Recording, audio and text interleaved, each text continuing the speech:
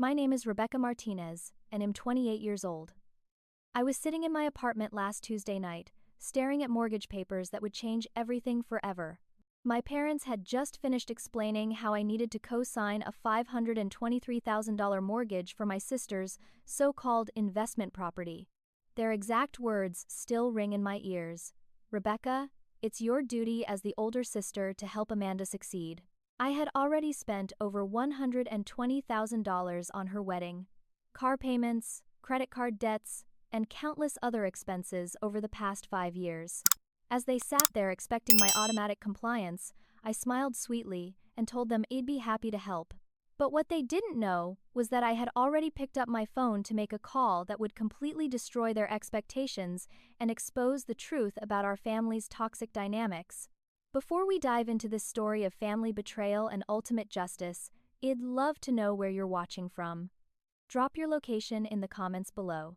If this story resonates with you or if you've dealt with similar family financial manipulation, please hit that like button and subscribe for more real-life stories about standing up to toxic family dynamics.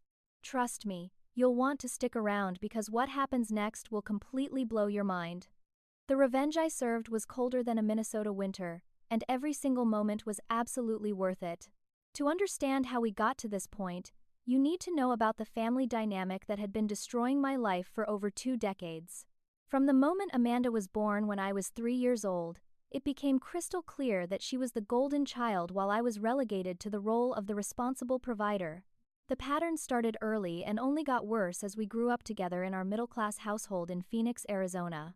During high school, while I worked 25 hours a week at the local grocery store to save money for my first car, my parents surprised Amanda with a brand new Honda Civic for her 16th birthday.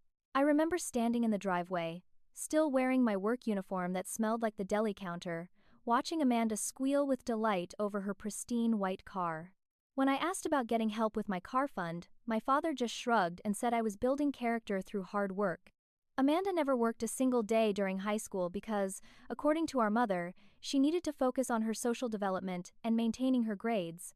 Meanwhile, I was pulling straight A's while juggling my job, but somehow that achievement was just expected rather than celebrated. College was when the financial inequality became absolutely staggering. I took out $47,000 in student loans to pay for my business degree at Arizona State University. I worked in the campus library, tutored struggling students, and spent my summers working double shifts at a local accounting firm to minimize my debt. Amanda, on the other hand, got a full ride courtesy of our parents. They paid for her tuition, room and board, meal plans, textbooks, and even gave her a monthly allowance of $800 for fun money. When I asked why the treatment was so different, my mother explained that Amanda was studying art therapy and would never make enough money to pay back loans, while I was going into business and would obviously be fine financially. The manipulation tactics became more sophisticated as we entered our 20s. Every time I achieved something significant, like landing my first job as a junior financial analyst or getting promoted to senior analyst, the celebration was minimal. But when Amanda got hired at Target for $12 an hour, my parents threw her a dinner party and bragged to all the neighbors about their daughter's success in retail management. The emotional blackmail was constant and insidious. Whenever Amanda faced any financial difficulty, which happened approximately every 3 months, I would receive tearful phone calls from our mother explaining how much Amanda was struggling and how successful I was in comparison. The guilt trips became increasingly elaborate over time. They would remind me of every sacrifice they had made during my childhood, conveniently forgetting that they had made the same sacrifices for Amanda, plus many additional ones. They would claim that family members always support each other, while simultaneously ignoring my own struggles and never offering me assistance during my difficult periods. When I was laid off from my first job and struggled for 4 months to find new employment, they offered no financial support whatsoever. But when Amanda decided she wanted to take a pottery class that cost $1,500, they expected me to contribute half because it would help her find her artistic passion. The pattern of financial exploitation escalated dramatically over the past 5 years. First, there was Amanda's credit card debt of $15,000 that she had accumulated buying clothes, dining out, and taking weekend trips with friends. My parents called me crying, saying Amanda was having panic attacks about the debt and might hurt herself if she couldn't find a solution. Against my better judgment, I paid off every single card. Then came the car repairs when Amanda's Honda finally broke down after she had neglected basic maintenance for years. The repair bill was $8,000, which somehow became my responsibility because I could afford it and Amanda couldn't. The wedding expenses were the most outrageous example of their entitlement. Amanda got engaged to her boyfriend Marcus after dating for only 8 months, and my parents immediately began planning an extravagant celebration. The final cost was $45,000, and they expected me to contribute $20,000 because, as they put it, I was the maid of honor and successful sister. When I hesitated, they accused me of being jealous that Amanda had found love while I was still single. They claimed I was trying to ruin Amanda's special day out of spite.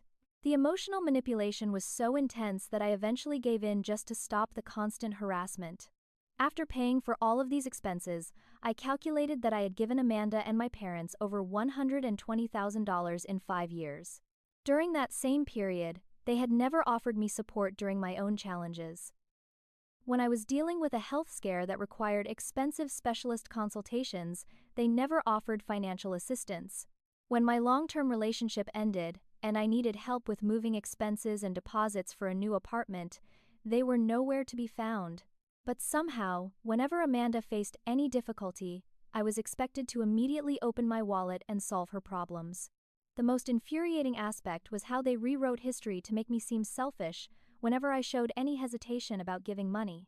They would tell extended family members that I was tight with money and didn't like to help others, conveniently leaving out the fact that I had been subsidizing Amanda's lifestyle for years. They painted themselves as devoted parents who were just trying to help their struggling daughter, while portraying me as the successful but ungenerous older sister who needed to be convinced to do the right thing. This pattern of exploitation had become so normalized in our family that I started believing their narrative about my obligations. I convinced myself that successful people should help their struggling family members and that my reluctance to constantly give money made me selfish.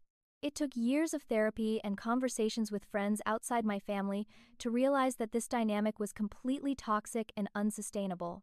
By the time the mortgage situation arose, I had finally begun to understand that I wasn't a family member to them. I was an ATM machine that they could access whenever they needed to fund Amanda's dreams and lifestyle choices. The setup for the mortgage manipulation was orchestrated with the precision of a military operation, complete with emotional blackmail, false financial projections, and carefully timed family pressure. It all began with what I thought was a casual family dinner invitation 3 weeks before that fateful Tuesday night. My mother called me on a Wednesday afternoon, her voice bubbling with unusual excitement, insisting that I needed to come over for Sunday dinner because Amanda had some wonderful news to share. She emphasized how important it was for the whole family to be together for this special announcement, and her enthusiasm seemed genuine enough that I didn't suspect anything sinister. When I arrived at my parents' house that Sunday, I immediately noticed that the dining room table had been set with our good china and crystal glasses, the kind reserved for major holidays and special celebrations. Amanda was practically glowing with excitement, bouncing in her chair like a child on Christmas morning. Marcus was there too, which was unusual because my parents had always claimed they wanted family dinners to be just family. The atmosphere felt charged with anticipation, and I found myself genuinely curious about what Amanda wanted to announce. After we had finished eating my mother's pot roast, Amanda stood up dramatically and declared that she had finally discovered her true calling in life. She had decided to become a real estate investor, and she had found the perfect property to start her new career.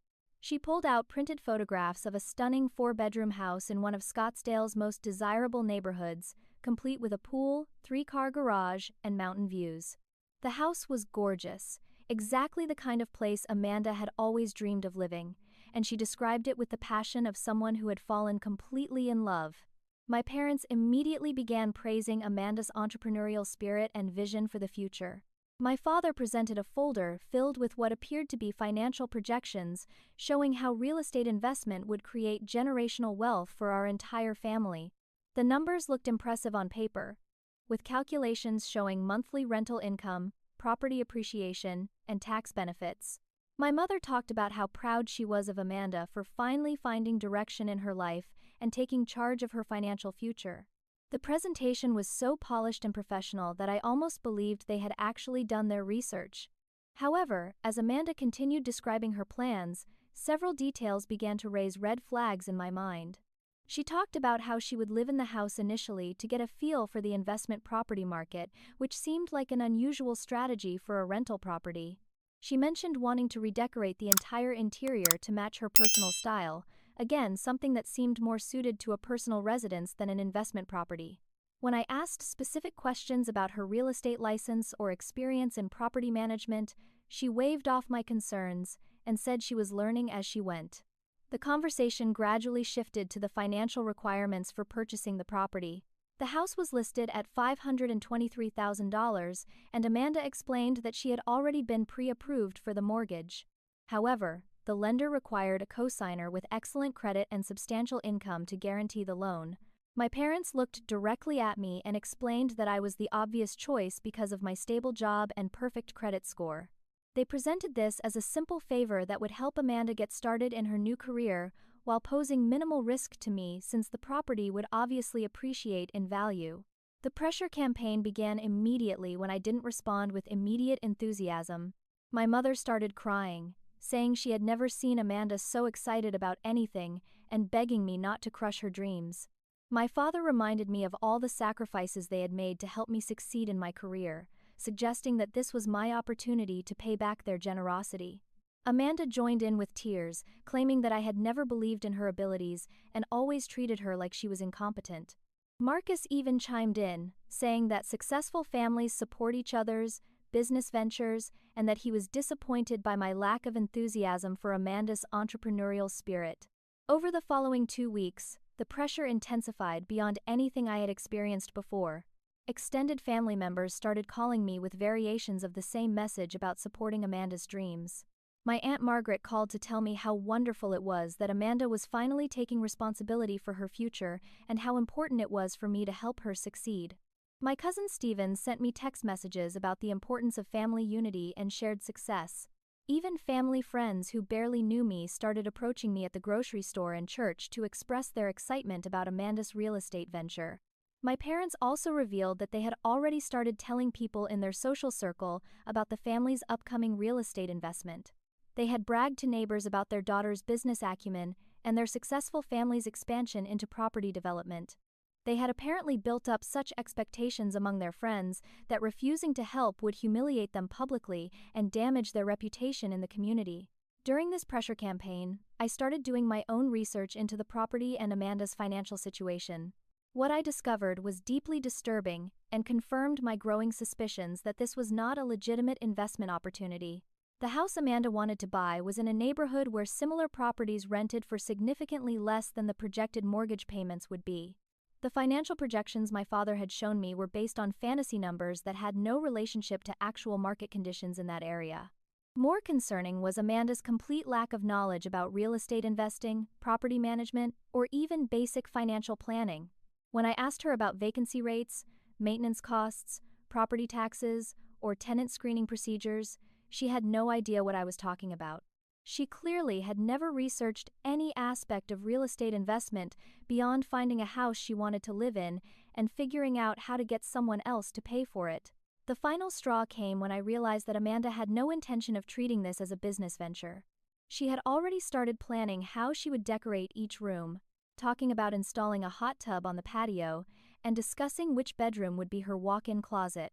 She was planning to move in with Marcus immediately after closing, effectively turning the investment property into their dream home that I would be financing. At that point, I understood that arguing with them would be completely futile.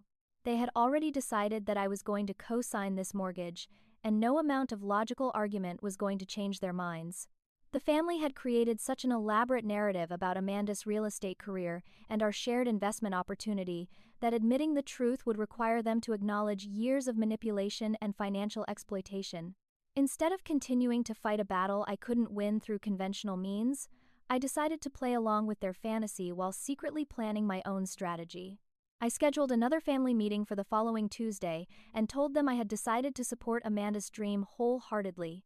The relief and excitement in their voices when I called was almost pathetic, and I felt a cold satisfaction knowing that their celebration was premature. On that Tuesday night, I arrived at their house with a folder full of documents and a smile that probably should have warned them something was wrong. I told Amanda how proud I was of her entrepreneurial vision and how excited I was to be part of her real estate empire. I praised her business acumen and told my parents how wonderful it was that they had raised such an ambitious daughter. The enthusiasm in my voice was so convincing that they never suspected I was planning to turn their manipulation against them in ways they never could have imagined. After I left my parents' house that Tuesday night, I went home and immediately began the most thorough investigation of my life. Something about the entire mortgage situation felt fundamentally wrong, and my years of experience as a financial analyst had taught me to trust my instincts when numbers didn't add up. I started with basic research, but quickly realized that the deception ran much deeper than I had initially suspected. What I uncovered over the next 10 days completely shattered any remaining illusions I had about my family's integrity and revealed a pattern of financial fraud that stretched back years. My first discovery came from examining public records and credit reports, which I could access through my professional connections and some careful online research. My parents' financial situation was catastrophically worse than they had ever let on. They were currently $187,000 in debt, not including their original mortgage. They had taken out 3 separate home equity loans over the past 4 years, apparently to fund Amanda's various lifestyle expenses and bail her out of previous financial disasters. Their monthly debt payments were consuming nearly 70% of their income, which explained why they had been pressuring me to contribute to family expenses more frequently over the past year. The most shocking revelation was that my parents had been lying about their income for years.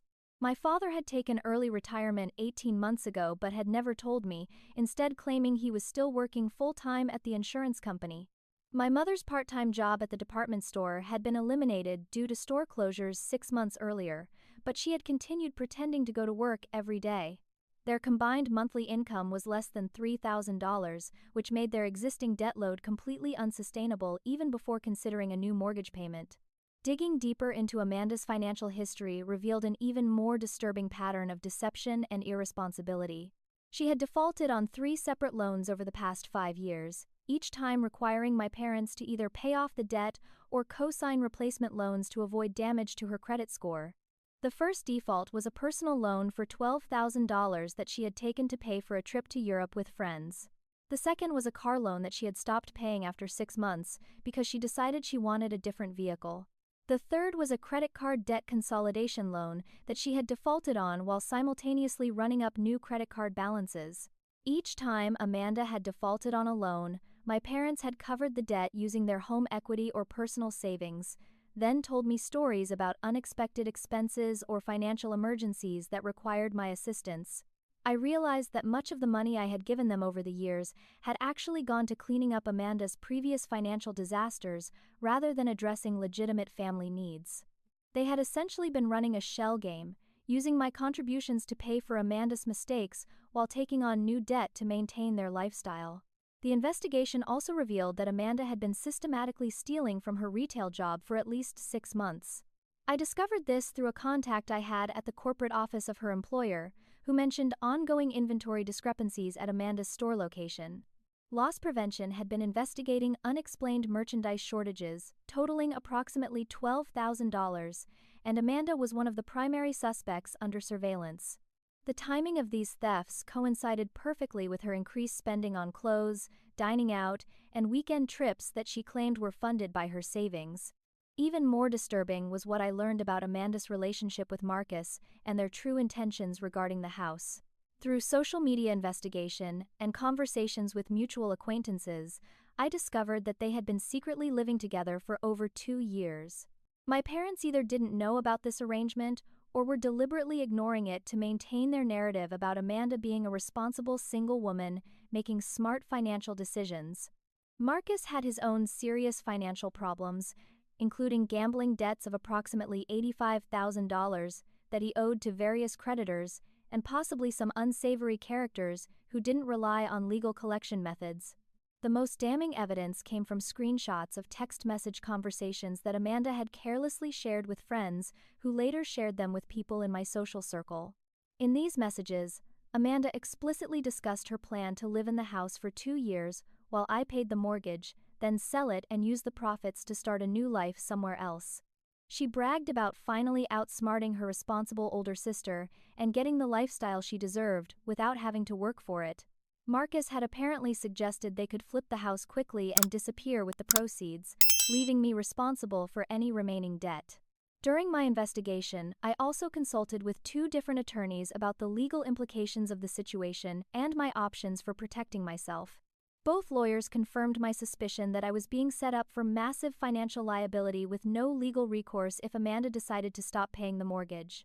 They explained that, as a co-signer, I would be fully responsible for the entire debt regardless of Amanda's intentions or ability to pay. More importantly, they warned me that the false income information my parents had provided to get pre-approved for the loan could constitute mortgage fraud, which could result in criminal charges for everyone involved.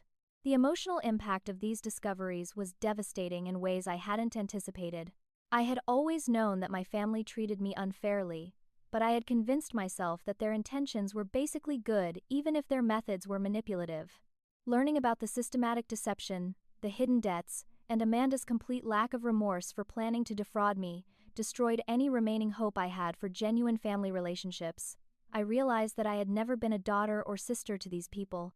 I had been a financial resource they exploited whenever they needed money to fund their preferred lifestyle or clean up their mistakes. The investigation also revealed how they had been managing their reputation in the community while living this elaborate lie. They had been telling neighbors and friends that I was selfish with money and reluctant to help family, which explained why they needed to work so hard to maintain their appearance of financial stability. They had actually been using my reputation as a successful businesswoman to enhance their own social standing while simultaneously undermining me behind my back. By the end of my investigation, I had documented evidence of mortgage fraud, workplace theft, loan defaults, hidden debts, and a conspiracy to defraud me of hundreds of thousands of dollars. I had recordings of Amanda discussing her true intentions, financial documents proving my parents' deception about their income and debts, and witness statements from people who had observed the family's manipulative behavior over the years. Most importantly, I had a clear understanding of exactly how toxic and dangerous my family had become. The knowledge was both liberating and terrifying. I finally understood the full scope of what I was dealing with, but I also realized that conventional approaches like honest communication or family therapy were completely pointless. These people had been systematically lying to me and exploiting me for years, and they showed no signs of remorse or willingness to change their behavior. If I wanted to protect myself and prevent them from destroying my financial future, I was going to have to fight back using methods they wouldn't expect from their compliant, responsible daughter and sister. That realization marked the beginning of my transformation from victim to strategic opponent. I started planning my counterattack with the same careful attention to detail that I brought to complex financial analysis at work. I was going to give my family exactly what they deserved, and I was going to do it in a way that would prevent them from ever being able to exploit anyone else the same way again. Once I had gathered enough evidence to understand the full scope of my family's deception, I implemented the most sophisticated performance of my life. I became the enthusiastic, supportive sister they had always wanted me to be, while secretly documenting every lie and gathering allies for the confrontation I knew was coming. The strategy required me to suppress my anger and disgust while playing along with their fantasy, but every fake smile and manufactured compliment brought me closer to the moment when I could expose the truth and protect myself from their exploitation. My transformation into the perfect family member began the very next day after completing my investigation. I called Amanda first thing in the morning and gushed about how excited I was to be part of her real estate venture. I told her I had been thinking about her business plan all night and had some ideas for maximizing the investment potential of the property. She was so thrilled by my apparent change of heart that she immediately invited me to go house hunting with her that weekend to look at the property again and discuss renovation possibilities. During our house visit, I played the role of supportive older sister to perfection. I praised Amanda's vision for the property and agreed with all of her decoration ideas, no matter how expensive or impractical they were. When she talked about installing hardwood floors throughout the house, I enthusiastically calculated how much that would increase the property value. When she mentioned wanting to completely renovate the master bathroom, I agreed that luxury amenities would definitely attract high-end tenants willing to pay premium rent. Every suggestion I made was designed to encourage her to reveal more about her true intentions while making her believe I was completely supportive of her plans. The performance was exhausting but incredibly effective. Amanda became so comfortable with my apparent enthusiasm that she started sharing details about her real plans that she had previously kept hidden. She admitted that she and Marcus were planning to live in the house for the first year or two to get a feel for the neighborhood and the real estate market. She talked about how nice it would be to finally have enough space for all of her belongings and to be able to entertain friends properly. Most damaging of all, she casually mentioned that she was planning to quit her job at Target once the mortgage was finalized because managing the investment property would be her full-time career. While I was building Amanda's trust and encouraging her to incriminate herself, I was simultaneously working to gather allies and document evidence of the family's deception. I reached out to Amanda's former best friend Jessica, who had distanced herself from Amanda over the past year for reasons that now made perfect sense. Jessica was more than willing to share what she knew about Amanda's theft from her employer, her relationship with Marcus, and her history of borrowing money from friends and never paying it back. Jessica also provided me with screenshots of social media posts and text messages that clearly showed Amanda's true character and intentions. I also connected with Marcus' ex-wife Jennifer, who had been trying to collect unpaid child support for over 2 years. Jennifer was able to provide detailed information about Marcus' gambling addiction, his pattern of lying about his income and employment, and his tendency to manipulate women into paying his debts. She confirmed my suspicions about his financial desperation and warned me that he had a history of becoming abusive when his scams were discovered. This information proved crucial for understanding the potential danger I might face when I eventually confronted the family. Perhaps most importantly, I discovered that several other family members had been victimized by similar manipulation over the years. My cousin Janet had loaned Amanda $8,000 2 years earlier that had never been repaid, despite repeated promises and sob stories about Amanda's financial difficulties. My Uncle Robert had co-signed a car loan for Amanda that she had defaulted on, forcing him to make payments for 18 months to protect his credit score. These relatives had kept quiet about their experiences because they felt ashamed about being taken advantage of by family, but they were eager to share their stories once they realized they weren't alone. Throughout this process, I was careful to document everything using methods that would provide legal protection if the situation escalated to court proceedings or criminal charges. I recorded phone conversations using legally compliant techniques, saved copies of all text messages and social media posts, and maintained detailed written records of every conversation and financial transaction. I also began building relationships with key witnesses who could testify about the family's behavior and Amanda's history of financial irresponsibility. The most challenging aspect of maintaining my fake compliance was dealing with my parents' increasing demands and expectations. As word spread through the family about my apparent change of heart regarding the mortgage, they began treating me like a business partner in Amanda's real estate venture. My father started calling me several times a week to discuss property management strategies and investment timelines. My mother invited me to lunch regularly to talk about how proud she was of both her daughters for working together to build family wealth. These conversations were maddening because they required me to engage with their elaborate fantasies while knowing the truth about their financial situation and intentions. My father would talk about the tax benefits of real estate investing while owing nearly $200,000 in personal debt. My mother would discuss Amanda's business acumen while knowing that Amanda had never demonstrated any ability to manage her own finances responsibly. I had to smile and nod and contribute to their delusions while internally calculating how much damage they were planning to inflict on my financial future. The family's escalating expectations also extended to additional financial contributions beyond the mortgage co-signing. They began hinting that I should contribute to the down payment to reduce Amanda's monthly mortgage obligations. They suggested that I might want to pay for a professional inspection to protect my investment in the property. Most audaciously, they proposed that I should consider moving into the house as Amanda's roommate and paying rent to help cover the mortgage payments, which would allow me to benefit from the real estate appreciation while supporting Amanda's business venture.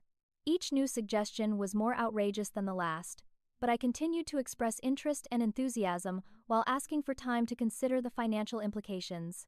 This approach kept them from pressuring me too aggressively, while giving me additional opportunities to document their increasing greed and sense of entitlement. Every conversation provided more evidence of their true intentions, and made my eventual confrontation more justified and powerful. The most satisfying aspect of this phase was watching Amanda's confidence and entitlement grow as she became convinced that her plan was working perfectly. She started behaving like someone who had already achieved success, buying expensive clothes and dining out frequently because she was confident that her financial problems would soon be solved. She began talking to friends and coworkers about her upcoming real estate career and her generous sister who was helping her achieve her dreams. Her cockiness and premature celebration made the revenge I was planning even more satisfying to contemplate. After 3 weeks of careful performance and evidence gathering, I had everything I needed to destroy their scheme and protect myself from their exploitation. I had documented proof of their lies, recorded admissions of their true intentions, and assembled a network of allies who could support my version of events when the truth finally came out. Most importantly, I had maintained the element of surprise by convincing them that I was completely committed to their fraudulent plan. The final piece of my strategy was arranging the perfect setting for the confrontation that would end their manipulation forever. I suggested hosting a family celebration dinner to finalize the mortgage arrangements and celebrate Amanda's upcoming success in real estate investing. My parents were thrilled by the idea and eager to gather the extended family to witness what they thought would be my complete capitulation to their demands. They had no idea that I was actually arranging their public humiliation and the complete exposure of their years of lies and financial abuse. The moment had finally arrived to begin dismantling my family's elaborate scheme piece by piece, and I started with surgical precision that they never saw coming. My strategy was designed to create maximum chaos in their lives while maintaining plausible deniability about my involvement, at least initially. I wanted them to experience the same sense of powerlessness and desperation that they had been inflicting on me for years, but I also needed to protect myself legally and professionally as their world began to collapse around them. Phase 1 of my counterattack focused on establishing financial independence and security before they realized what was happening. I opened new bank accounts at different institutions where my parents had no access or influence, transferring the majority of my savings and establishing automatic deposits for my paychecks. I changed my address for all financial statements and important documents to a post office box that only I could access. Most crucially, I removed all family members as emergency contacts and beneficiaries on my insurance policies, retirement accounts, and investment portfolios. These changes might seem minor, but they were essential for protecting myself from the retaliation I knew would come once my family realized I wasn't going to cooperate with their fraud. I had learned from my investigation that they had previously attempted to access other people's financial information during disputes, and I wanted to ensure they couldn't sabotage my accounts or steal my personal information when they became desperate. The second phase involved strategic information warfare designed to plant seeds of doubt about Amanda's capabilities and Marcus' character among our extended family and social circle. I began having carefully worded conversations with relatives and family friends, expressing concerns about Amanda's readiness for such a major business venture. I would mention how worried I was about her lack of experience in real estate and how much pressure she seemed to be under lately. I shared my observations about Marcus' gambling habits and his apparent unemployment, framing them as sisterly concerns rather than accusations. These conversations were incredibly effective because they confirmed suspicions that many people had already developed independently. My Aunt Margaret admitted she had been wondering how Amanda could afford her recent lifestyle changes on a retail salary. My cousin Stephen mentioned that he had heard rumors about Marcus having financial troubles but hadn't wanted to interfere in Amanda's relationship. By simply giving people permission to voice their existing doubts, I created a network of allies who would be receptive to more damaging information when I was ready to reveal it. The most satisfying aspect of this phase was watching my family's confidence begin to waver as outside pressure mounted from unexpected directions. Amanda started receiving questions from relatives about her business plan and her experience in real estate investing. Marcus found himself fielding awkward inquiries about his employment status and his contributions to the household expenses. My parents began hearing whispered conversations at church and community events about their daughter's unconventional business partnership and the wisdom of such a large financial commitment. Phase 3 escalated to direct professional sabotage, but I was extremely careful to maintain plausible deniability while ensuring that justice was served. I provided anonymous tips to Amanda's employer about the inventory discrepancies that matched the timeline of her suspected theft. I submitted detailed reports to the IRS about Marcus' unreported gambling winnings and his failure to pay taxes on various side businesses he had operated over the years. I contacted the mortgage company to share my concerns about misrepresented income information on loan applications, providing documentation that proved my parents had lied about their employment status and earnings. Each of these actions was perfectly legal and ethically justified, as I was simply reporting criminal activity and fraud to the appropriate authorities. I made sure to provide only factual information that I could prove with documentation, and I never exaggerated or embellished the evidence. The beauty of this approach was that my family had created so many vulnerabilities through their own illegal and unethical behavior that I didn't need to fabricate anything to destroy their schemes. The results exceeded my expectations in terms of both speed and effectiveness. Amanda's employer launched an immediate investigation into the inventory discrepancies, which led to increased surveillance and restrictions on her access to merchandise and cash handling responsibilities. The IRS initiated an audit of Marcus' tax returns for the previous 3 years, which terrified him because he had never properly reported his income from various gambling winnings and cash businesses. The mortgage company flagged my parents' application for additional review and requested extensive documentation to verify their claimed income and employment status. My family's reaction to these developments was exactly what I had hoped for, but even more satisfying than I had anticipated. Amanda became increasingly paranoid and stressed as she realized that her theft was being investigated, but she couldn't figure out how her employer had discovered the discrepancies. Marcus started drinking heavily and became verbally abusive toward Amanda as the pressure from the IRS and his other creditors intensified. My parents panicked when they realized that their lies about their income might prevent them from qualifying for the mortgage, but they couldn't understand how the lender had discovered their deception. The most delicious irony was that they turned to me for help solving the problems I had created. Amanda called me crying about the stress at work and how unfairly she was being treated by management. Marcus actually had the audacity to ask if I could loan him money to pay for a tax attorney to deal with his IRS problems. My parents begged me to use my professional connections to help them provide alternative documentation for their mortgage application. Each time, I expressed sympathy and concern while secretly celebrating the effectiveness of my strategy. During this phase, I also connected with an unexpected ally who became crucial to the success of my revenge plan. My cousin Janet reached out to me after hearing rumors about family financial troubles, and she revealed that she had been systematically exploited by my parents and Amanda for over a decade. Janet had loaned them money repeatedly, had co-signed loans that were never repaid, and had been emotionally manipulated using the same tactics they had used on me. She was eager to help expose their pattern of financial abuse and had been keeping detailed records of their requests and her contributions for years. Janet's involvement was incredibly valuable because it provided additional credibility to my accusations and demonstrated that the exploitation wasn't limited to my relationship with the family. She had financial records, email conversations, and witnessed interactions that corroborated my evidence and showed a consistent pattern of manipulation and fraud. More importantly, she had maintained relationships with other family members who had also been victimized, creating a network of potential allies for the final confrontation. The first major crack in their scheme occurred when Amanda lost her job at Target due to the theft investigation. The loss prevention team had gathered enough evidence to terminate her employment and were considering pressing criminal charges depending on the results of their ongoing investigation. Amanda was devastated not only by the loss of income, but also by the public humiliation of being escorted out of the store by security guards in front of her coworkers and customers. Without Amanda's income, even her modest retail salary, the mortgage application became impossible to approve under any circumstances.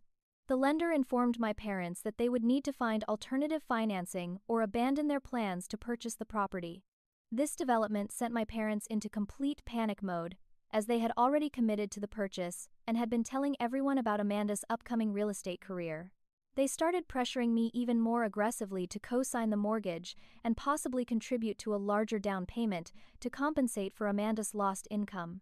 Their desperation was beautiful to witness, but I knew that the real satisfaction was still to come.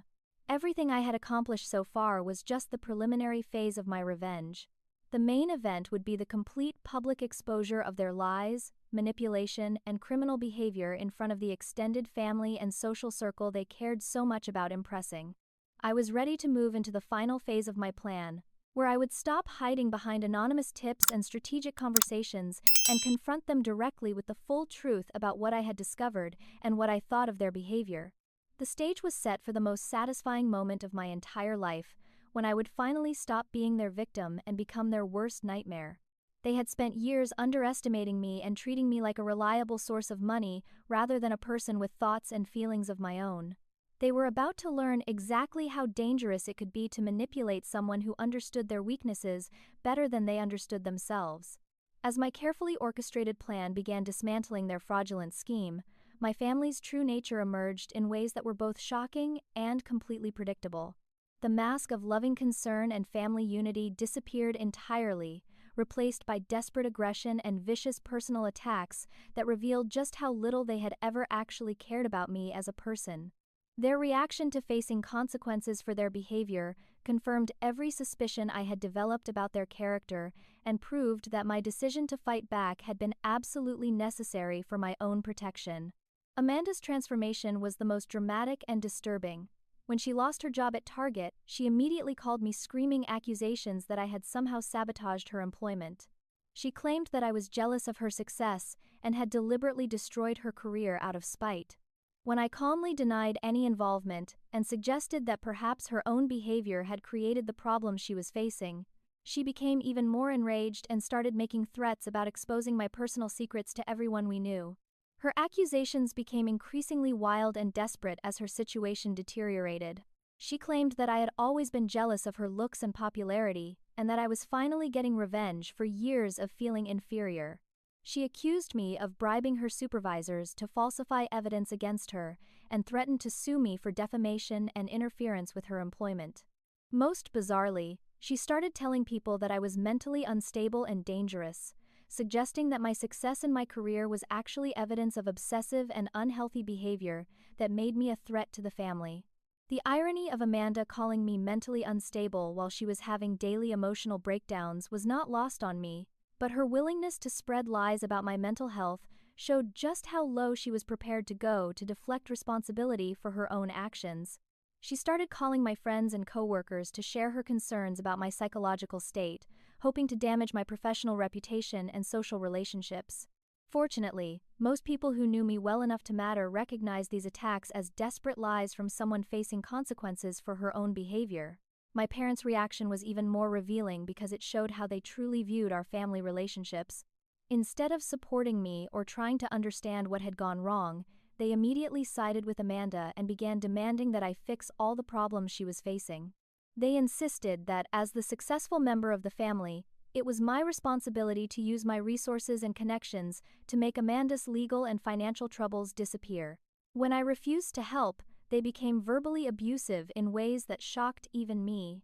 My father accused me of being vindictive and cruel, claiming that I was destroying Amanda's life because I couldn't stand to see her happy and successful. He told me that I had always been cold and selfish, and that my refusal to help proved that I cared more about money than family relationships. My mother was even worse, sobbing hysterically while accusing me of ruining her younger daughter's life out of jealousy and spite. She claimed that she had always known there was something wrong with me, and that my behavior was proving that she had failed as a mother.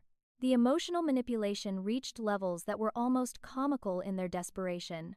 They reminded me of every sacrifice they had made during my childhood, conveniently forgetting that they had made the same sacrifices for Amanda, while also providing her with additional advantages they had never given me. They accused me of being ungrateful for their support during my education, ignoring the fact that I had paid for my own college through loans and work while they had fully funded Amanda's degree. They claimed that successful people had obligations to help their struggling family members, while conveniently forgetting that they had never helped me during my own difficult periods. The situation escalated dangerously when Marcus decided to take a more direct approach to solving his financial problems. He showed up at my workplace unannounced, demanding that I speak with him privately about resolving Amanda's situation. When I refused to leave my office to discuss personal matters during work hours, he became increasingly agitated and started making veiled threats about the consequences of my continued interference in their lives. Marcus' behavior during this confrontation was genuinely frightening and confirmed everything his ex-wife had warned me about regarding his tendency toward abuse when his scams were discovered. He implied that he knew where I lived and where I spent my free time, suggesting that my safety might depend on my willingness to cooperate with their demands. He also threatened to destroy my professional reputation by spreading lies about my competence and integrity to clients and colleagues in my industry. The physical intimidation was the final straw that convinced me to involve law enforcement in the situation. I reported Marcus' threats to both my company's security department and the local police, providing documentation of his harassment and expressing concerns about potential escalation to physical violence. I also obtained a restraining order that prohibited him from contacting me or coming within 500 feet of my home or workplace. My family's response to the restraining order was to escalate their own desperate measures even further. They hired a lawyer using money they didn't have, threatening to sue me for emotional damage and interference with their business relationships. They filed false police reports claiming that I had stolen money from them over the years and was now trying to cover up my crimes by attacking Amanda and Marcus. They also attempted to contact my employer directly, claiming that I was having a family emergency that required extended leave, and suggesting that my judgment might be impaired by psychological problems. Perhaps most disturbing was their decision to stage what they called a family intervention, where they gathered several relatives and family friends to confront me about my allegedly destructive behavior. They invited people to our parents' house under the pretense of planning a surprise celebration for Amanda's recovery from her recent difficulties, then ambushed me with accusations and demands that I seek professional help for my mental health issues. The intervention was a complete disaster from their perspective, because several of the relatives they had invited were people I had already spoken with about the family's financial manipulation. My cousin Janet was there and immediately began defending me and sharing her own experiences with their exploitation. My uncle Robert confirmed that Amanda had defaulted on loans he had co-signed, and several family friends admitted that they had always found the family's financial requests inappropriate and manipulative. Instead of the unified condemnation they had expected, my parents found themselves facing questions about their own behavior and financial management. The relatives who had been invited to pressure me into submission started asking uncomfortable questions about the family's hidden debts, Amanda's employment problems, and the true nature of the real estate investment scheme. The meeting quickly devolved into chaos as various family members took sides and long-buried resentments about financial exploitation came to the surface. The failure of the intervention marked the point where my family's desperation reached truly dangerous levels. They had exhausted their ability to manipulate me through guilt and emotional blackmail. Their legal threats had proven toothless, and their attempts to turn other family members against me had backfired spectacularly. I knew that they would soon resort to even more extreme measures, and I began preparing for the possibility that the situation might require additional legal protection or law enforcement involvement. Their escalating viciousness also confirmed that I had been absolutely right to fight back against their exploitation, rather than continue enabling their behavior. These were not people who could be reasoned with or reformed through honest communication. They were predators who viewed family relationships as opportunities for financial gain, and they would continue exploiting anyone who allowed them to do so. My only option was to completely defeat their schemes and protect myself from their retaliation, regardless of the cost to our family relationships. The irony was that their attacks on my character and mental stability actually made my eventual revenge more satisfying and justified. Every vicious accusation and desperate threat provided additional evidence of their true nature and eliminated any remaining guilt I might have felt about destroying their fraudulent plans. They had chosen to declare war on me rather than accept responsibility for their own behavior, and I was more than ready to show them what real strategic thinking looked like. The moment of reckoning arrived on a crisp Saturday morning in November, and I orchestrated it with the precision of a military campaign combined with the dramatic flair of a Broadway production. I had spent weeks setting up the perfect scenario for maximum impact, ensuring that the truth would be revealed in front of the people whose opinions mattered most to my family's social standing and self-image. The family meeting I arranged would become legendary in our extended family's history, not as the celebration my parents expected, but as the complete destruction of their carefully constructed lies and manipulation. I called my parents on Tuesday morning, using my sweetest and most conciliatory tone to request a family gathering to discuss resolving our recent conflicts and moving forward with Amanda's real estate venture. I explained that I had been doing a lot of soul-searching and wanted to make things right with everyone. and that I thought it would be helpful to have extended family present to witness our reconciliation and provide support for Amanda's business plans. My parents were so relieved by my apparent change of heart that they immediately began planning what they thought would be my complete surrender to their demands. The guest list for the meeting was carefully curated to include the maximum number of people who had been fed lies about the situation and who had social influence within our family and community circles. I suggested inviting my cousin Janet, my uncle Robert, Aunt Margaret, several family friends who had been pressured to support Amanda's venture, and even some neighbors who had heard about the family's real estate investment plans. My parents enthusiastically agreed to the expanded guest list because they wanted as many witnesses as possible to what they expected would be my public apology and commitment to financing Amanda's dreams. What they didn't know was that I had already spoken privately with most of these guests, sharing carefully selected pieces of evidence about the family's financial deception and Amanda's criminal behavior. I hadn't revealed the full scope of what I had discovered, but I had planted enough seeds of doubt to ensure that the audience would be receptive to the truth when it was finally revealed. I had also secretly arranged for my cousin Janet to bring additional documentation of the family's pattern of financial exploitation, and I had prepared a comprehensive presentation of evidence that would be impossible to deny or dismiss. The morning of the meeting, I arrived at my parents' house carrying a leather portfolio that contained printed copies of bank statements, recorded conversations, police reports, employment records, and photographic evidence of the family's lies and criminal activities. I had organized everything chronologically and by topic, creating a compelling narrative that would be easy for the audience to follow and understand. I had also prepared backup copies of everything, and had already shared key documents with several trusted allies who could corroborate my evidence if my family attempted to claim forgery or misrepresentation. The meeting began exactly as my parents had planned, with me sitting in the living room surrounded by family members and friends while my mother served coffee and homemade cookies as if we were gathered for a pleasant social visit. My father opened the discussion by thanking everyone for coming to witness our family's reconciliation and to celebrate Amanda's upcoming success in real estate investing. He spoke about the importance of family unity and mutual support, painting a picture of loving relatives working together to build shared prosperity. Amanda played her role perfectly, appearing fragile and victimized while expressing her gratitude for my apparent willingness to help her achieve her dreams. She talked about how difficult the past few weeks had been, dealing with workplace stress and financial uncertainty, and how much it meant to her to know that her family would always be there to support her. She even apologized for some of the harsh things she had said during our recent conflicts, claiming that stress had made her say things she didn't really mean. My parents then invited me to share my thoughts about moving forward and resolving our differences. This was my moment, and I stood up slowly, opening my leather portfolio and spreading the first set of documents across the coffee table where everyone could see them.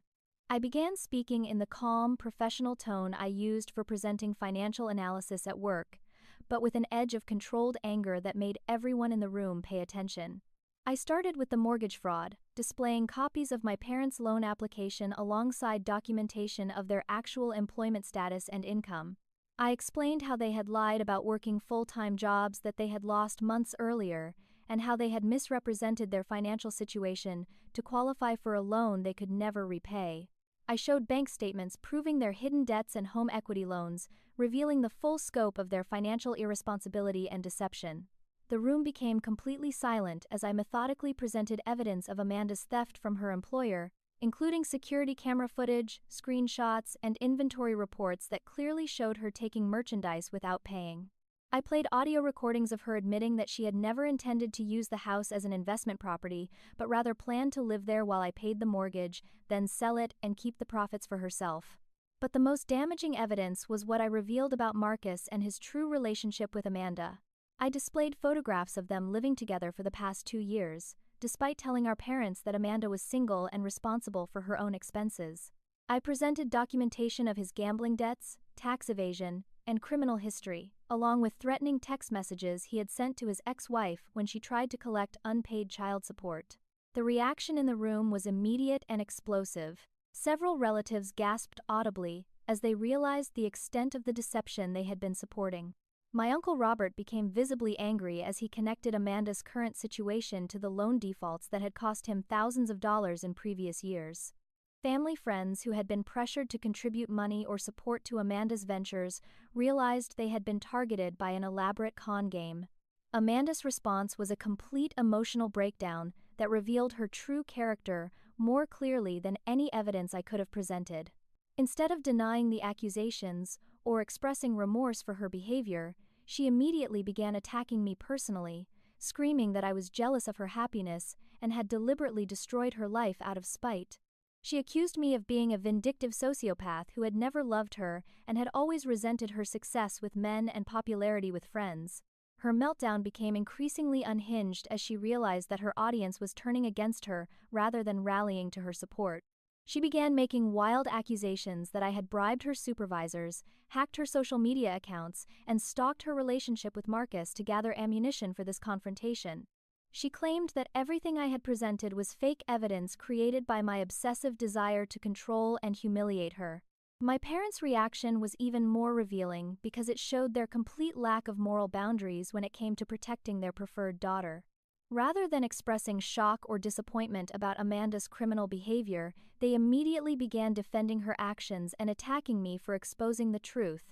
My father accused me of being cold and calculating, claiming that a loving sister would have helped Amanda rather than destroying her life. My mother sobbed hysterically while insisting that I had always been jealous of Amanda and had finally found a way to ruin her happiness. Most shocking of all was their complete lack of remorse for their own deception and manipulation. When confronted with evidence of their lies about employment and income, they claimed they had been forced to exaggerate because I hadn't been supportive enough of Amanda's dreams. They insisted that everything they had done was motivated by love for their struggling daughter and that my refusal to help had driven them to desperate measures. The extended family members who witnessed this confrontation were stunned by my parents' willingness to defend criminal behavior and blame me for exposing it. My cousin Janet stood up and began sharing her own experiences with the family's financial manipulation, providing additional evidence that this was a long-standing pattern rather than an isolated incident. My uncle Robert confirmed the loan defaults and revealed that Amanda had never shown any remorse or made any effort to repay the money he had lost because of her irresponsibility. The final explosion came when Marcus, who had been sitting quietly in the corner, becoming increasingly agitated, suddenly stood up and began making physical threats against me in front of everyone. He accused me of destroying his relationship with Amanda and ruining his financial prospects, and he made explicit threats about what would happen if I continued to interfere in their lives. His outburst was so aggressive and frightening that several people in the room moved to protect me, and my uncle Robert threatened to call the police immediately. Marcus' threats revealed the final piece of evidence I needed to prove that this family was not just financially manipulative but potentially dangerous. His willingness to intimidate me physically in front of witnesses showed that there were no boundaries to what they might do when their schemes were threatened. It also demonstrated that my decision to fight back had been absolutely necessary for my own safety and protection. The meeting ended with complete chaos as various family members took sides and long-suppressed resentments about money and manipulation came pouring out.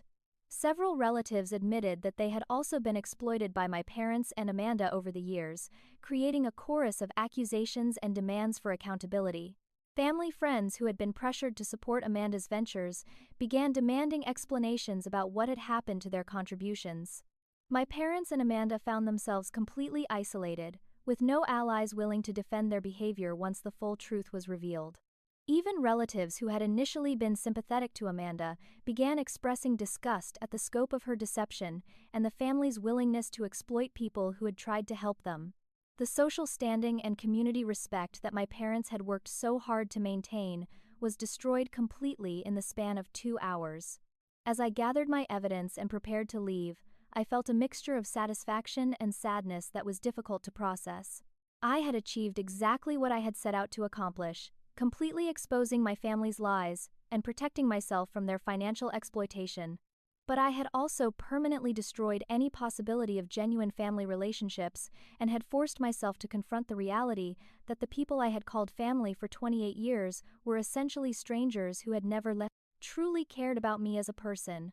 The point of no return had been reached, and there would be no going back to the dysfunctional but familiar patterns that had defined our family for decades.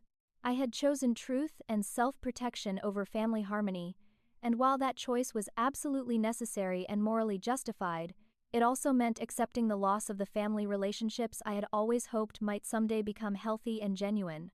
In the days following the explosive family confrontation, my parents and Amanda launched what can only be described as a scorched earth campaign designed to destroy every aspect of my life they could possibly reach. Their desperation had evolved into pure vindictiveness, and they demonstrated a level of maliciousness that shocked even me, despite everything I had learned about their character. What followed was a legal and social battle that tested every ounce of strength I possessed, while revealing just how far people will go when their carefully constructed lies are exposed to public scrutiny. The first salvo in their revenge campaign came just 2 days after the family meeting, when my parents filed multiple false police reports claiming that I had embezzled money from them over the past several years. They provided fabricated documentation suggesting that I had stolen cash from their home during family visits, had fraudulently used their credit cards for personal purchases, and had coerced them into giving me money through threats and intimidation. The reports were so obviously false and poorly constructed that the investigating officers immediately suspected they were dealing with a family dispute rather than actual criminal activity. Simultaneously, Amanda began a systematic campaign to destroy my professional reputation by contacting my clients, colleagues, and supervisors with elaborate lies about my competence and integrity. She called my workplace claiming to be a concerned family member, reporting that I was having a mental breakdown and might be dangerous to work with. She contacted several of my professional clients to warn them that I was under investigation for financial crimes and might be using their accounts for illegal activities. She even created fake social media profiles to leave negative reviews of my company, claiming that I had provided incompetent financial advice that had cost her thousands of dollars. Marcus escalated to direct physical harassment and property destruction that crossed every legal and moral boundary imaginable. He vandalized my car in my apartment complex parking lot, slashing tires and keying profanity into the paint that cost over $3,000 to repair. He broke into my apartment building's mailroom and stole my mail for several weeks, apparently hoping to find financial information he could use against me or steal my identity for fraudulent purposes. Most frighteningly, he began following me to and from work, showing up at places where I socialized with friends, and making his presence known in ways designed to intimidate and frighten me. The harassment became so severe that I was forced to involve law enforcement at multiple levels and hire a private security consultant to assess the threats and help me develop protection strategies.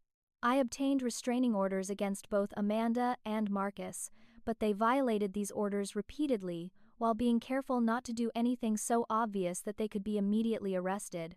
They seemed to understand exactly how to stay just within the boundaries of what they could get away with, while maximizing the psychological pressure and fear they could create. My parents' legal strategy was perhaps the most cynical and manipulative aspect of their counterattack.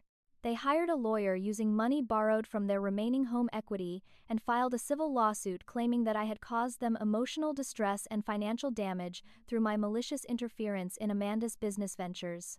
The lawsuit was completely without merit and was clearly designed to force me to spend money on legal defense while creating public records that would suggest I was involved in serious legal disputes with my own family.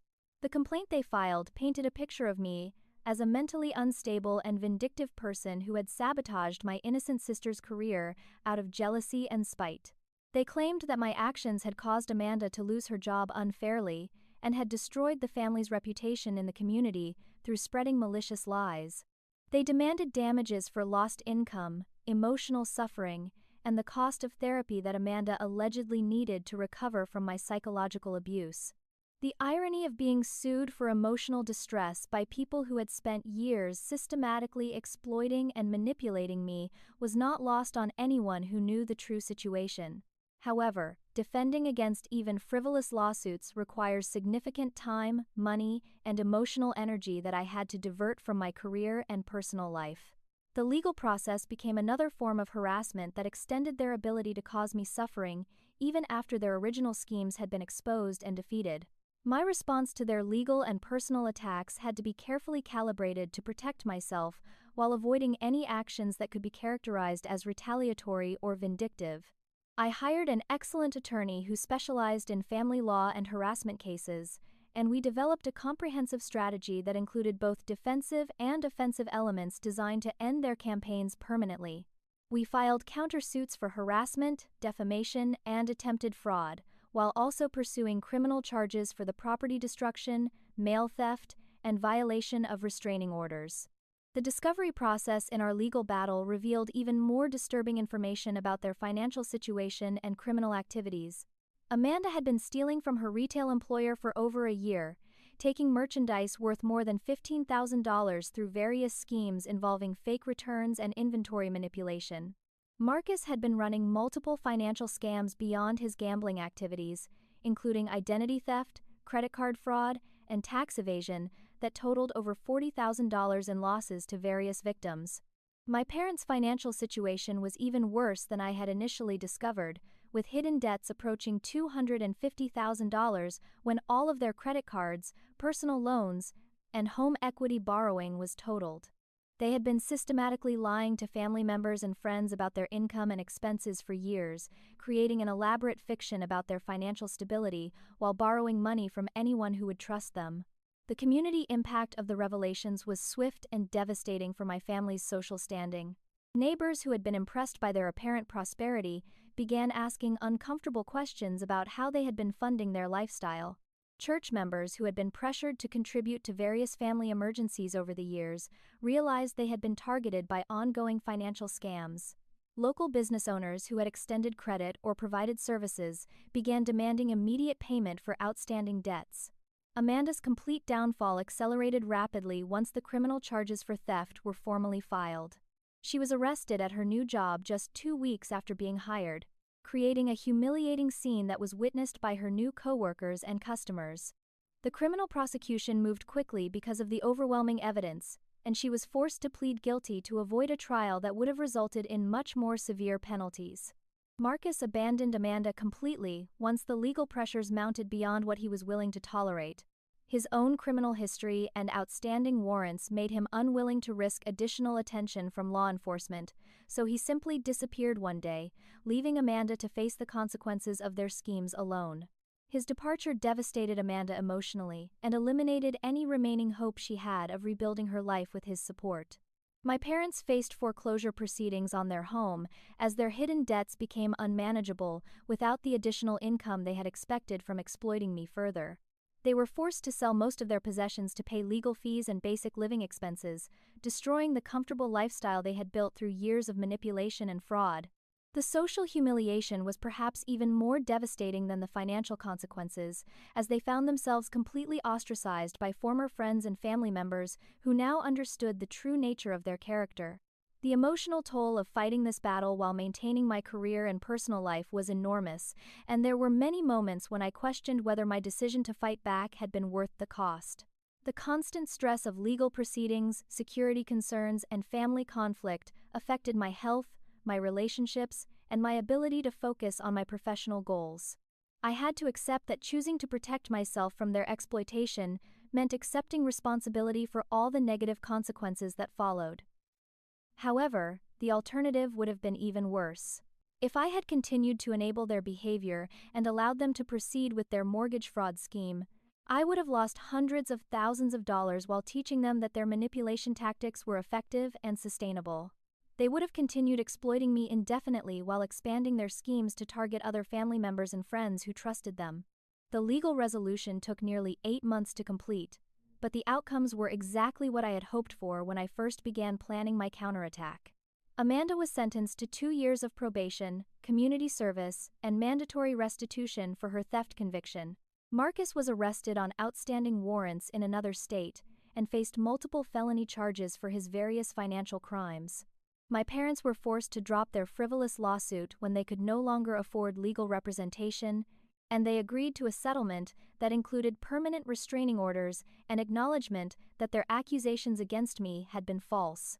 The financial compensation I received from the various settlements and insurance claims didn't fully reimburse me for my legal costs and other expenses, but it provided some measure of justice and closure to the situation. More importantly, the legal protections ensured that my family could never again contact me or attempt to involve me in their financial schemes or personal dramas. The price of achieving this victory was the complete destruction of my family relationships and the loss of any possibility for reconciliation or healing. I had to accept that choosing truth and self-protection over family loyalty meant permanently severing ties with people who had been central to my identity and sense of belonging for my entire life. The sadness and grief I felt about this loss was real and profound, even though I knew intellectually that my decision had been absolutely necessary and morally justified. 2 years have passed since that explosive family confrontation, and the journey from victim to survivor has been more complex and challenging than I could have imagined when I first decided to fight back against my family's exploitation.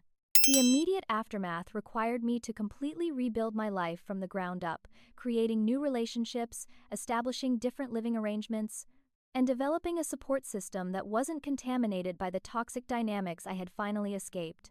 The process has been painful, liberating, transformative, and ultimately worth every moment of struggle and uncertainty. The practical changes came first and were surprisingly straightforward compared to the emotional healing that would follow. I moved to a different apartment across town for security reasons, choosing a building with better access control and parking security to ensure that Marcus or other family associates couldn't easily find or harass me. I changed jobs within my company, transferring to a different division where my family drama wouldn't affect my professional relationships or career advancement opportunities. I also began working with a therapist who specialized in family trauma and financial abuse, recognizing that I needed professional help to process years of manipulation and gaslighting. The legal resolution provided closure to the immediate crisis while establishing permanent protections against future harassment. Amanda completed her probation and community service, but she struggled to find stable employment due to her criminal record and the reputation she had developed in our local community. Marcus was sentenced to 3 years in prison for various financial crimes, effectively removing him from the equation for the foreseeable future. My parents lost their home to foreclosure and were forced to move into a small apartment, living on Social Security and whatever part-time work they could find in their 60s. The restraining orders remained in place indefinitely, prohibiting any direct contact between us and providing legal recourse if they attempted to involve me in their ongoing financial struggles. This protection was essential for my peace of mind, as I knew that their desperation would only increase as the consequences of their behavior continued to accumulate over time. The emotional healing process required me to confront uncomfortable truths about my own role in enabling their exploitation for so many years. I had to accept that my desire to be a good daughter and sister had blinded me to clear warning signs and had prevented me from setting appropriate boundaries when their demands first became unreasonable. Working through these issues in therapy helped me understand that my compliance hadn't been weakness or stupidity, but rather a normal response to systematic manipulation by people who were supposed to love and protect me. Perhaps the most difficult aspect of recovery was learning to trust my own judgment about relationships and financial decisions. Years of being told that my concerns were selfish or unreasonable had undermined my confidence in my ability to assess people's motivations and protect my own interests. I had to practice setting boundaries in low-stakes situations before I felt comfortable applying those skills to more significant relationships and commitments. Building new relationships required me to be selective in ways that felt foreign but necessary. I found myself gravitating toward people who demonstrated respect for boundaries, who were financially independent and responsible, and who understood that healthy relationships require reciprocity and mutual support. I also discovered the importance of surrounding myself with people who valued honesty and authenticity rather than those who prioritized family harmony or social appearance over truth and justice. My cousin Janet became one of my closest allies and friends during this transition period. Her own experiences with family financial exploitation created a bond between us that was based on understanding and shared survival rather than obligation or blood relationships. We supported each other through the legal proceedings and helped each other develop healthier approaches to family boundaries and financial independence. Janet's friendship proved that it was possible to maintain meaningful connections with some family members while protecting myself from those who continued to be toxic and manipulative. I also developed important friendships with colleagues and community members who knew nothing about my family drama and valued me for my professional skills, personal character, and contributions to their lives. These relationships provided perspective on what normal family dynamics looked like and helped me understand that the chaos and exploitation I had experienced were not typical or acceptable behaviors that I should have been expected to tolerate. Dating and romantic relationships required special attention because of how my family experiences had affected my ability to recognize manipulation and maintain appropriate boundaries.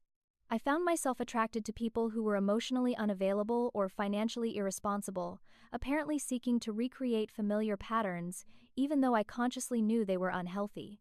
Working through these tendencies with my therapist helped me develop better criteria for romantic partners and more effective communication skills for maintaining healthy relationship dynamics.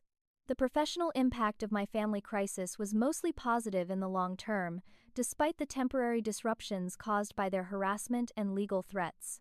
My colleagues and supervisors were impressed by how I handled the situation with professionalism and integrity, and my willingness to take legal action against family members who were behaving criminally actually enhanced my reputation for being principled and trustworthy. The experience also deepened my expertise in recognizing financial fraud and family manipulation tactics, skills that proved valuable in advising clients who faced similar challenges. 2 years after the confrontation, my financial situation had recovered completely and was actually stronger than it had been before the crisis began. Without the constant drain of supporting Amanda's lifestyle and cleaning up her financial disasters, I was able to save money at a rate that allowed me to purchase my own home and build an emergency fund that provided genuine security. I also invested in professional development and continuing education that enhanced my career prospects and earning potential. The most unexpected benefit was the sense of personal empowerment that came from successfully defending myself against people who had seemed so powerful and intimidating for most of my life. Learning that I could research complex situations, develop effective strategies, and execute plans that protected my interests while holding others accountable for their behavior was transformative for my self-confidence and sense of agency. I discovered that I was much stronger and more resourceful than I had ever believed possible during the years when I was focused on keeping peace and meeting everyone else's expectations. My family made several attempts to re-establish contact as their financial situation deteriorated, and they realized that burning bridges with me had been strategically foolish. My mother sent birthday cards with messages about how much she missed me and how sorry she was that things had gotten so complicated. My father left voicemails claiming that he was having health problems and needed my help navigating insurance and medical bills. Even Amanda wrote letters from her probation period, claiming that she had learned from her mistakes and wanted to rebuild our sisterly relationship on a healthier foundation. Each of these attempts at reconciliation was carefully designed to make me feel guilty for maintaining boundaries and to suggest that my refusal to engage was evidence of my own character flaws. The letters and messages never included genuine apologies for their behavior or acknowledgement of the harm they had caused. Instead, they focused on their current suffering and their need for my assistance, making it clear that they viewed reconciliation as an opportunity to resume exploiting me rather than a chance to build genuine relationships based on respect and reciprocity. Maintaining no contact in the face of these appeals was emotionally challenging, especially during holidays and family-oriented occasions when I felt the absence of extended family connections most acutely. However, I had learned enough about manipulation tactics to recognize that their expressions of remorse were strategic rather than sincere, and that engaging with them would only restart the cycle of exploitation and abuse that I had worked so hard to escape. The broader family consequences were mixed and complex.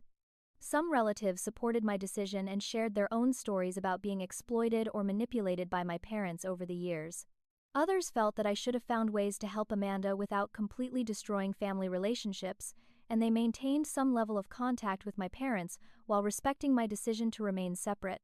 A few family members actively blamed me for breaking up the family and causing unnecessary drama, apparently believing that maintaining peace was more important than addressing criminal behavior or financial exploitation. These varying reactions taught me important lessons about how family systems function and why toxic behavior often continues for generations. Many people prioritize the appearance of family harmony over individual rights and personal safety, creating environments where manipulation and abuse can flourish without consequences. Breaking free from these systems requires accepting that some relationships will be permanently damaged and that some people will never understand or support decisions that prioritize individual well-being over family loyalty. The wisdom I've gained from this experience extends far beyond my specific family situation and has influenced how I approach all relationships and financial decisions. I've learned to trust my instincts when something feels wrong, to document important conversations and agreements, to maintain financial independence as a form of personal security, and to prioritize my own well-being, even when others try to make me feel guilty for setting boundaries. Most importantly, I've learned that love and loyalty should never require self-destruction or acceptance of abuse. Healthy relationships enhance both people's lives and provide mutual support during difficult times. Relationships that consistently drain resources, create stress, or require acceptance of unethical behavior are not worth preserving regardless of family titles or social expectations. Today, my life is peaceful, financially secure, and filled with relationships based on genuine care and mutual respect. I own my home, have a thriving career, maintain meaningful friendships, and am building a romantic relationship with someone who values my independence and success rather than viewing them as threats or opportunities for exploitation. I've created the stable, authentic life I always wanted, but could never achieve while I was being systematically manipulated and exploited by people who claimed to love me. The sadness about losing my family of origin will probably never completely disappear, but it has been overshadowed by gratitude for the life I've been able to build since escaping their toxic influence. I've learned that families can be chosen as well as inherited, and that the people who truly deserve places in our lives are those who celebrate our successes, support us during challenges, and respect our boundaries even when doing so is inconvenient for them. If you've made it this far in my story, you might be dealing with similar family financial manipulation or wondering whether you should continue enabling toxic behavior to keep peace in your relationships. My advice is simple. Document everything, trust your instincts, build your own support system, and remember that you can't control other people's behavior, but you can absolutely control your response to it. Sometimes, the most loving thing you can do is refuse to enable someone's destructive choices, even when they accuse you of being selfish or cruel for setting boundaries. What did you think about my family's reaction when their manipulation was exposed? Have you ever had to cut ties with toxic family members who refused to respect boundaries? Share your thoughts in the comments below, and if this story helped you recognize manipulation in your own life, please hit that like button and subscribe for more real stories about overcoming family trauma. Your support helps more people find these stories when they need them most. Remember to share this video with anyone who might be struggling with similar family dynamics, because sometimes knowing that you're not alone can make all the difference in finding the courage to protect yourself. Thank you for listening to my story, and I hope it helps you find the strength to choose your own well-being over toxic family loyalty. You deserve relationships that lift you up rather than tear you down, and you have the power to create the life you truly want.